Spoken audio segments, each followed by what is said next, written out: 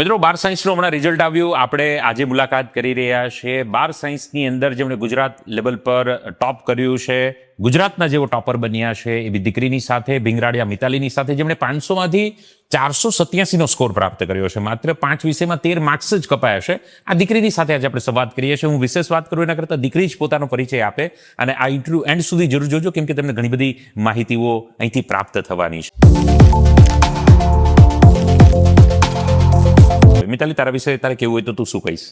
મારું નામ ભીંગરાડિયા મિતાલી રમેશભાઈ છે અને મેં મારું 11th 12th સાયન્સ તક્ષશિલા વિદ્યાપીઠ સંચાલિત અક્ષર જ્યોતિ હાયર સેકન્ડરી સ્કૂલમાં કર્યું છે. રાઈટ. અને મારે 12th બોર્ડમાં 487 માર્ક્સ આવ્યા છે. બરાબર છે. 487 સ્કોર આવ્યો છે. મિતાલી, આખી આ સફરની શરૂઆત જ્યારે તે 11માં એડમિશન લીધું, બાયોલોજી તે ચૂઝ કર્યું, ડૉક્ટર બનવાનું સપનું જે તે જોયું, તો પહેલેથી આમ તે નક્કી કરેલું કે મારે આવું કોઈ ગુજરાત લેવલે ટોપ કરવું છે, ટોપર બનવું છે? નહીં, એવું કોઈ મારે ફિક્સ નહોતું. રાઈટ.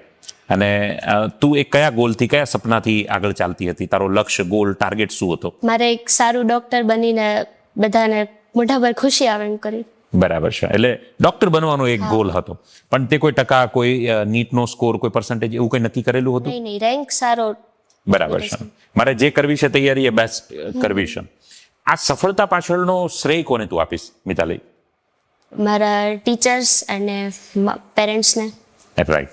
અને આમ જોવા જઈએ તો તારું એક રૂટીન શેડ્યુલ શું રહેતું સવારથી લઈને સાંજ સુધી? સવારે તો હું તક્ષશિલા પર જતી 7 થી 4. રાઈટ. પછી ઘરે આવીને મિની બ્રેક અને પછી 5 થી 6 કલાક મારે રીડિંગનું હતું, જેમાં જે ટ્યુશનમાં કરાવ્યું હોય એના પર રિવિઝન. રાઈટ. એન્ડ પછી એને રિલેટેડ MCQ કરવાના એવું, અને જે વીક હોય એના પર થોડુંક એક્સ્ટ્રા ફોકસ કરવાનું. બરાબર છે. એટલે કે 4 વાગ્યે તારું સ્કૂલ કોચિંગ આખું કમ્પ્લીટ થઈને તું ઘરે આવતી, ત્યાર પછીથી તારું કેટલું 5-6 કલાકનું રીડિંગ થતું હતું? ઓકે. અને તું અર્લી મોર્નિંગ રીડિંગ કરવાનું વધારે પ્રિફર કરતી કે લેટ નાઇટ? અર્લી નહીં અને લેટ નાઇટ નહીં, બરાબર છે. વચ્ચેના જે ડેમાં મને ટાઈમ મળે એમાં. રાઈટ છે. પછી રજાના જે દિવસો હોય, રવિવાર હોય, ક્યારેક એક્સ્ટ્રા એવા દિવસો મળી જાય, એનો ઉપયોગ તું કેવી રીતે કરતી હતી? આખા વીકમાં જે ચાલ્યું હોય ને એને એકવાર આખું રિવાઇઝ કરવાનું. અચ્છા, એવરી વીકે? હા, એવરી વીક. બરાબર છે. અને વાંચવામાં ખાસ કઈ એવી ટિપ્સ કે કંટાળો તને ન આવે? કેમ કે અમારે ઘણીવાર વિદ્યાર્થીને વાંચવામાં કંટાળો બહુ આવે, તો તને એવું થતું તો તું શું કરતી? એવું મને થતું. રાઈટ. અને પછી મારા સરે એવું કીધું કે જો એકવાર કંટાળો આવે ને તો ચોપડા સાઈડમાં મૂકીને યાદ કરવાનું કે મારે આ કરવું છે. બરાબર. તો ગોલ, સપનું. અંદરથી જ હા એવી ઈચ્છા થશે કે કરી નાખું. બરાબર છે.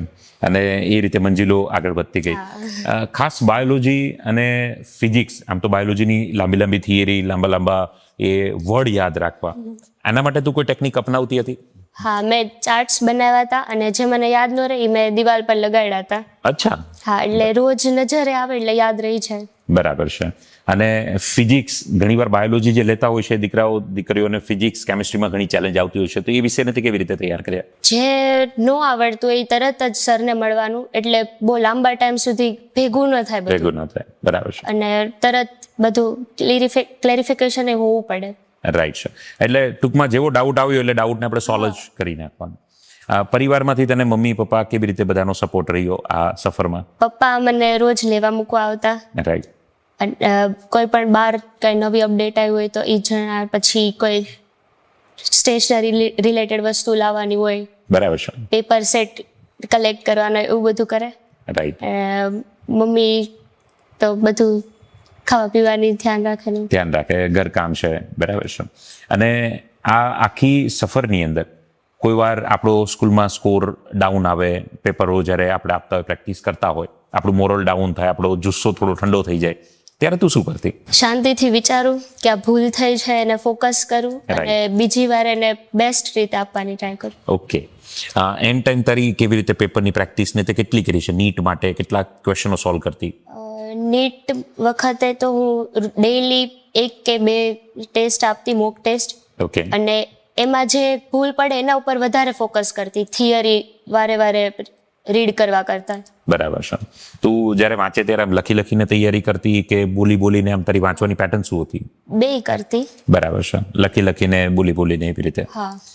મોબાઈલ, ખાસ સોશિયલ મીડિયાની આપણે વાત કરીએ તો અત્યારે વિદ્યાર્થીઓ એમાં ક્યાંક ડિસ્ટ્રેક્ટ થતા હોય, તો તારી એ સફર કેવી રહી? હું ક્યારેક જોતી. બરાબર છે.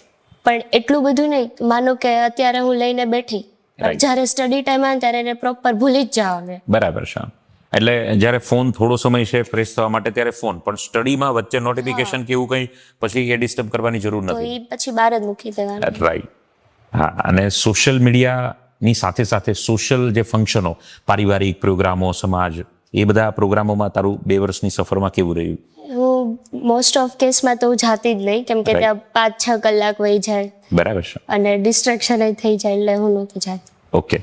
અને તારું ફ્રેન્ડ સર્કલ ગ્રુપ વિશે તું વાત કરે તો એ કેવું રહેતું હતું, કે તું એકલી જ તૈયારી કરતી હતી? નહીં, હું ગ્રુપ સ્ટડીમાં માનતી, તો Okay. અમે MCQ ગ્રુપમાં સોલ્વ કરતા, ડાઉટ એ ગ્રુપમાં કરતા, બરાબર છે. એનાથી ઘણો બેનિફિટ મળે. રાઈટ. અને ઓલમોસ્ટ એ ગ્રુપનું શું રિઝલ્ટ, એ કંઈ એને આવું? પણ ઘણું સારું, એ લોકોને A1 જ છે બધાને. ઓકે. એટલે એવું આપણે કહી શકીએ કે તારું જે આખું ગ્રુપ છે A1 વાળું જ ગ્રુપ હતું. યા તો A1 નું ગ્રુપ હતું એટલે A1 આવ્યો, એટલે કંઈ બી તમે કહી શકો. એટલે you are the average of 5 people, એટલે 5 લોકોની જ તમે એવરેજ બનતા હો છો. તો સંગત, મિત્ર સર્કલ, એમની જે મહેનત છે, એન ટાઈમ પર તારી કેટલી કલાકની મહેનત, જ્યારે તો સિલેબસ પૂરો થઈ ગયો હોય, સ્કૂલ, ટ્યુશન અને ઘરે જ આપણે તૈયારી કરતા હોય, ત્યારે કેટલી કલાકની તૈયારી તારી થતી હતી? 12 થી 13 કલાક જેવું થતું. બરાબર છે. તારી આ સફરની અંદર તક્ષશિલા પરિવાર અને એમની આખી ટીમનો કેવો સહયોગ રહ્યો? તક્ષશિલાની આખી ટીમે ઘણો સપોર્ટ કર્યો. રાઈટ. હાર્ડ લેવલના ક્વેશ્ચન હોય એ સોલ્વ કરાવતા ક્લાસમાં. Yes. પછી કોઈ પણ ડાઉટ હોય તો ફોન કરો એટલે તરત હાજર થઈ જાય એવી પણ ફેસિલિટી હતી, બરાબર છે. અને એમનો ઘણો સપોર્ટ રહ્યો, એટલે જ એટલું સારું પરિણામ આવ્યું. રાઈટ છે. અત્યારે જે મિત્રો જોઈ રહ્યા છે એમાં ઘણા મિત્રો એવા છે જેનું 11મું શરૂ થયું, ઘણાનું 12મું શરૂ થયું છે, તો એ મિત્રોને તું શું એડવાઇસ આપીશ? અત્યારે જો માર્ક ઓછા આવે તો એનાથી ગભરાઈ જવાની જરૂર નથી. Yes. કેમ કે મારે પણ 11th બહુ ઓછા માર્ક્સ આવતા, બરાબર છે. પણ જેમ 12th ચાલુ થયું, રિવિઝન થતું ગયું, મોક ટેસ્ટ આવતી ગઈ, યસ. તો ધીમે ધીમે ઇમ્પ્રુવમેન્ટ આવી ગયું મારે. બરાબર છે. ઘણીવાર જ્યારે 12મું શરૂ થાય તો ઓલું એવું લાગ્યા કરે 11મું આખું ભૂલાઈ ગયું, અને છેલ્લે એવું થાય કે 11મું કરવું, 12મું કરવું, એટલું બધું ભેગું થઈ જાય. આ પરિસ્થિતિને તું કેવી રીતે મેનેજ કરતી? હું મહિનો થાય એટલે એકવાર 11માના જે હાર્ડ જેવા ચેપ્ટર હતા કે Okay. જેમાં હું બહુ ભૂલ કરતી એવા, Right. એને હું એકવાર જોઈ લઉં, શોર્ટ્સ બુક બનાવી હોય એમાંથી, બરાબર. એટલે બહુ ભૂલાવાના ચાન્સ ઓછા રહે. રાઈટ. અને જ્યારે મોક ટેસ્ટ ચાલુ થાય યસ. ચેપ્ટર વાઇઝ કે યુનિટ વાઇઝ, Okay. ત્યારે એમાં જે વધારે મિસ્ટેક થતી હોય એના ઉપર ખાસ ફોકસ કરવું. બરાબર છે. અને તારું આમ પ્લાનિંગ, તું એવરીડે કોઈ એક જ સબ્જેક્ટને લઈને બેસતી કે બધા સબ્જેક્ટોને ન્યાય આપતી? એક સબ્જેક્ટ એક ધારો કરવી તો બોરિંગ જ લાગવાનો, રાઈટ. એટલે ડ્યુરેશન હતા. ફિઝિક્સને વધારે ટાઈમ આપતી, બરાબર છે. પછી કેમેસ્ટ્રી સૌથી ઓછો બાયોલોજી. સૌથી ઓછો બાયોલોજી, અને ફિઝિક્સ અને કેમેસ્ટ્રીમાં થોડો વધારે સમય જતો હતો, અને પ્રેક્ટિસ પણ એમાં વધારે થતી હતી. અને લાસ્ટમાં મિતાલી, તારે એક ટિપ્સ એડવાઇસ રૂપે આપવી હોય તો તું શું કહીશ? જો આ વારંવાર રિવિઝન કરવાથી પણ કોઈ ફાયદો નથી, રાઈટ. એને બહાર કાઢવા માટે મોક ટેસ્ટ આપવી બહુ જ જરૂરી છે. યસ. એટલે જેટલી ટેસ્ટ વધારે આપશો એટલું વધારે ઇમ્પ્રુવમેન્ટ આવશે. રાઈટ. ગુડ. એટલે પ્રેક્ટિસ અને practice, reading, revision, practice, reading, revision, practice, આ સાયકલની અંદર જ્યારે તમે ચાલશો ત્યારે મિતાલીની જેવું ચોક્કસ રિઝલ્ટ આવશે. નીટ પણ એમની ખૂબ સારી ગઈ છે. હજુ તો નીટનું રિઝલ્ટ આવ્યું નથી, બટ ડૉક્ટર બનવાનું એમનું જે સપનું છે ચોક્કસ આ રિઝલ્ટથી જ્યારે સાકાર થવા જઈ રહ્યું છે, ત્યારે મિતાલીની સાથે મુલાકાત કરવાનો એક જ હેતુ છે કે અનેક દીકરા દીકરીઓ પણ મિતાલીની જેવું પરિણામ પ્રાપ્ત કરે. મિતાલી, તારો ખૂબ ખૂબ આભાર, જે કિંમતી સમય આપે શેર કર્યો, અને ઘણા બધા વિદ્યાર્થીઓને તારી વાતો ચોક્કસથી હેલ્પ કરશે. આપ સૌ મિત્રોનો પણ ખૂબ ખૂબ આભાર, જેમણે આ ઇન્ટરવ્યૂને, આ પોડકાસ્ટને એન્ડ સુધી જોયું, નિહાળ્યું. હજી પણ કંઈ પણ ડાઉટ હોય 12થને લગતા, નીટને લગતા, તો આપ ચોક્કસ કોમેન્ટના માધ્યમથી પૂછી શકો છો. ચેનલ પર સૌપ્રથમ વાર આવ્યા હોય તો ચોક્કસથી ચેનલને સબસ્ક્રાઇબ કરજો, લાइक કરજો, આ વાતને, વિડીયોને શેર કરજો. फिर वक्त मिला तो होगा सामना, तब तक के लिए शुभकामना. धन्यवाद. जय हिंद, जय भारत.